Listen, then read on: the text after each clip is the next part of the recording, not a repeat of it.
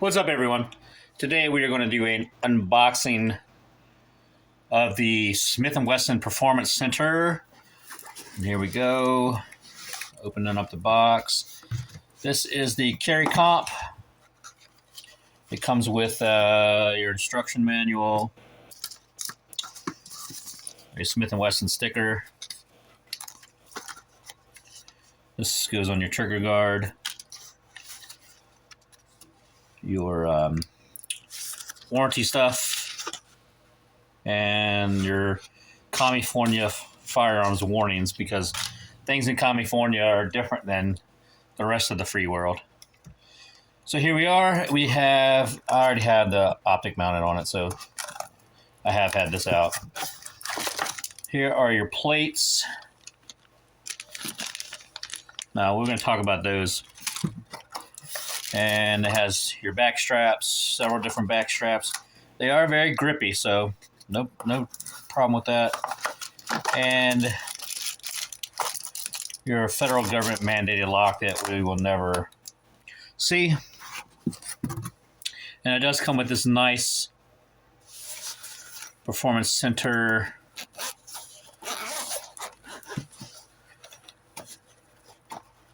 cleaning kit. That's really nice. Now, one of the things as far as presentation, this is not an inexpensive gun. So the fact that it's in a cheap cardboard box doesn't matter. Maybe presentation is kind of important, right? You're spending close to $1,000 for a gun, and it's in a crappy cardboard box. Not that I'm ever going to use this box. Even if it were a plastic box, I wouldn't use it, but principalities, right? It's all about the principles. T-Saw's cheap $300 gun, you get a nice hard case with that. Taurus, nice hard case. PSA dagger comes with a nice cloth pistol bag. And then $1,000 gun, Performance Center, special cardboard box. Anyway, I could go on and on. So there's the plates, and this is the pistol. Sorry, bumping the camera. Now, one of the things I will say is this aesthetically is a very beautiful gun.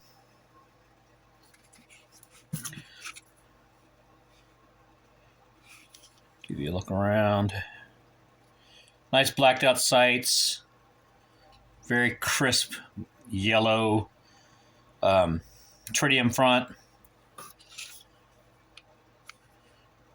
Metal frame. Ambidextrous slide release. The magazine release is nice. Let's go ahead and pop a mag in. Watch this sucker just flies out of there. That's very nice. Now this has a what they call the comp. You can see if I can get that light in there, the rifling stops back before it. So here's our port or comp, but you can see in there the rifling, the actual barrel itself, with the rifling in it, stops before that. Oh, and I guess that's why they're calling it a comp and not a port. I don't know. I think of it as a port because it's in the barrel, but they call it a comp. Whatever. So the trigger, a little bit of take up, then a wall, and a nice break. Not a whole lot of creep. Reset. Not too bad. Not as audible as the break, but it's a short reset. And it's nice. Now, a buddy of mine, this isn't the first time I've done a video on one of these. A buddy of mine had one, and I was not overly happy with it. The trigger sucked. It just was gritty as anything. It's like somebody had thrown a bunch of sand in the trigger. And I talked to a representative from Smith & Wesson about it, and he said that's absolutely not how it's supposed to be. and requested that my buddy send it back to him and get the trigger looked at and replaced if necessary. So I took another stab at it and decided to pick one up for myself, and it's not too bad. I'll go ahead and I'm going to insert that footage right here. Smith & Wesson M&P 2.0 carry comp with the booty hole port. Let's see how this thing, let's take a look at the trigger first. The trigger is a little bit funny. Some take up, then there's a crunch. There's no real defined wall. Well, oh, there it is maybe. Ooh. And then, I don't think it's the greatest trigger, but it's not horrible. See how it shoots if it's going to be flat.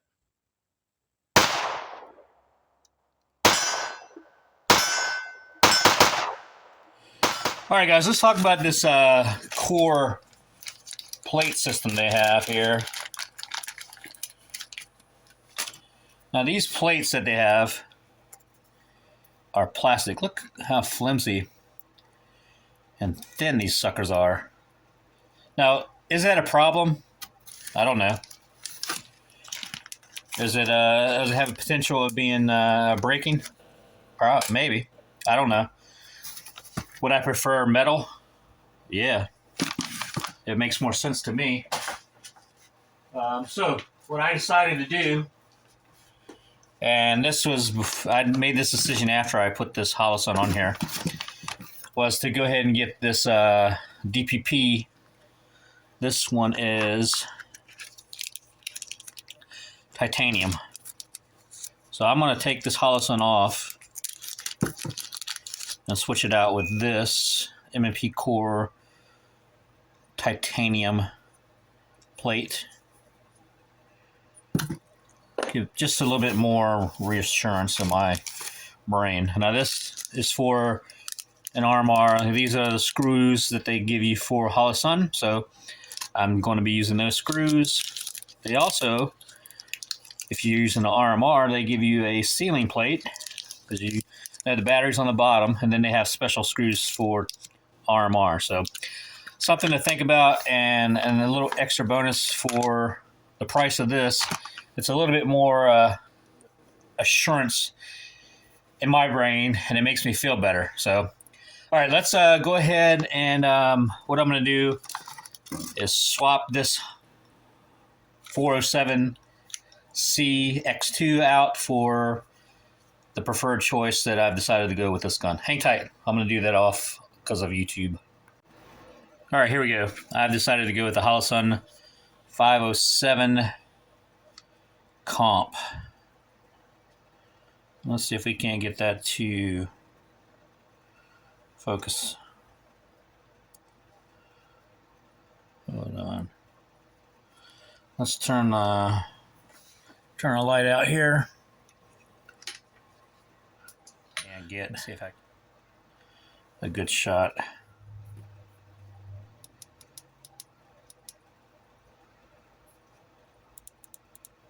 No, there you go. Now that's a big window. I like it. We're gonna take it out to the range this weekend and bust some caps out of it. All right, guys, we're out with the Smith & Wesson M&P 2.0 carry comp metal. So I'm having a little bit of trouble with the optic screws, I think, where it's basically the slides locking back every round. So I took the optic off. We're going to shoot it without the optic and see if I have that same problem. If not, I'll find different screws. If I am, I'm sending this bitch back to Smith & Wesson. So here we go.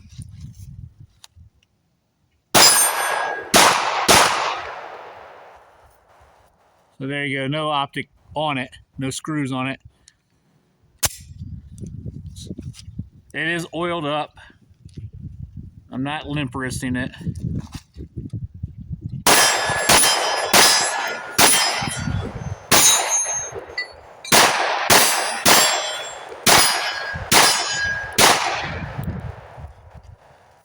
All right, with the optic on it, it was doing it every round. So we're gonna do a little bit more testing with this, and we'll see.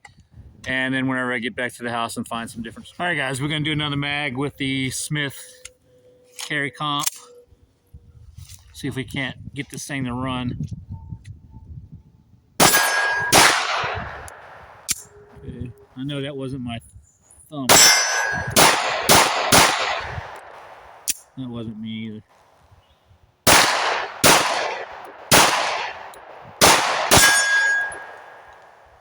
That wasn't me. Keeping my thumb away on purpose. Well, maybe that's the, I got two thumbs. What the fuck? Yeah. Dipping, dapping.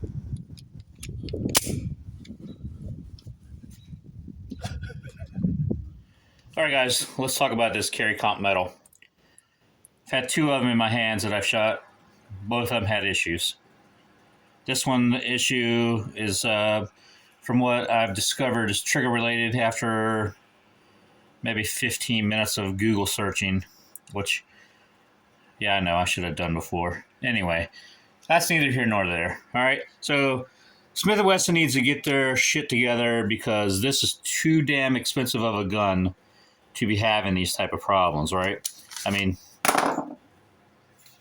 if my T-Sauce under $300, under $350 gun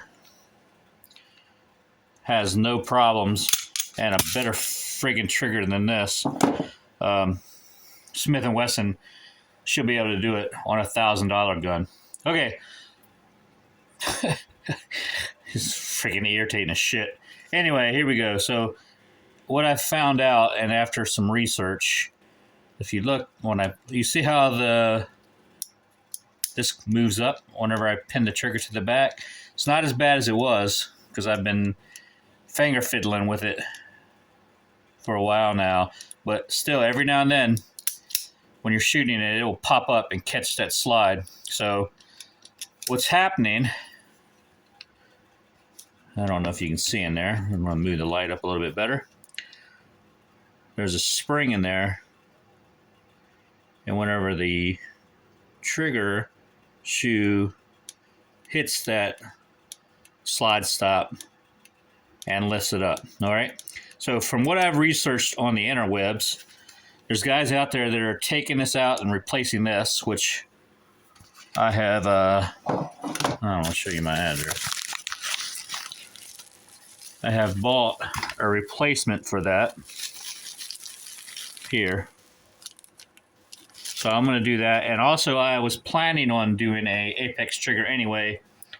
So I've had that on order. I'm going to swap out this Performance Center trigger. It's hard to see in the camera, but the guys were actually, the guy that I saw doing the most informative video actually went in and filed down the side of that trigger shoe so that it wouldn't do that. So you can see that trigger shoe pushing up on that slide stop, which causes the slide to lock open on a full mag, which is kind of ridiculous on a $1,000 gun. I mean, really, this is supposed to be their Performance Center gun. It's a problem, and this actually is a problem because there's multiple videos online about this. Before I bought this, I was looking and searching around just to clear it up because the last one I shot, my buddy had problems with the trigger, had to send it back and all that stuff. So I checked the trigger on this one when I was at the FFL, and it was much better than his gun. So I was like, all right, they worked out all the kinks. Apparently they've got a new kink. You see that? So I'll keep you updated, but for right now, if you were to ask me if I would buy this gun, I would say no.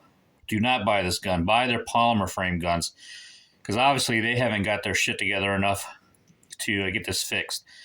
I did call. Apparently there's a 6 to 8 week wait on things, which probably means 12 weeks. So I was going to do the Apex trigger anyway, so I'm not even going to bother sending this back and waiting 3 months for them to get around to fixing their screw up. So right now, I'm very not happy with this particular firearm, but I'm going to remedy that on my own, and I will keep you guys in the loop and update you after I get my trigger and switch out the parts in it and switch out this slide stop, and I'll let you know. But right now, the Smith & Wesson Carry Comp metal is a definitely no go for me. So, all right, guys. Like and subscribe. I hope you have a great day, and I'll keep you updated.